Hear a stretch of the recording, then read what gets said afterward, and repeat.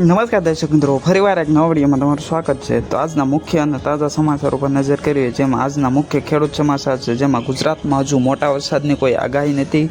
15 જૂન પછી ચોમાસાની શરૂઆત થવાની સંભાવના છે, તો ખેડૂતોને તૈયારી પૂર્ણ કરવાની હવામાન વિભાગ દ્વારા સલાહ આપવામાં આવી છે। જેમાં આજના કપાસના ભાવ છે 2900 રૂપિયા પ્રતિ ક્વિન્ટલ, આજના મગફળીના ભાવ છે 2410 રૂપિયા પ્રતિ ક્વિન્ટલ, આજના એરંડાના ભાવ છે 2441 રૂપિયા।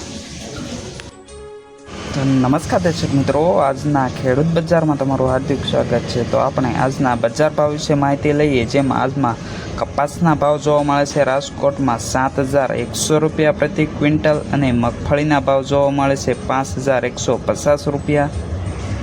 જ્યારે અમરેલી માર્કેટ યાર્ડમાં કપાસના ભાવ જોવા મળશે 7050 રૂપિયા પ્રતિ ક્વિન્ટલ અને મગફળીના ભાવ જોવા મળશે 5100 રૂપિયા। જ્યારે જામનગર માર્કેટ યાર્ડમાં તેના ભાવ છે 7080 રૂપિયા, મગફળીના ભાવ છે 5180 રૂપિયા। જ્યારે ભાવનગર માર્કેટ યાર્ડમાં કપાસના ભાવની વાત કરીએ, જેમાં 7120 રૂપિયા છે અને મગફળીના ભાવ છે 5160 રૂપિયા।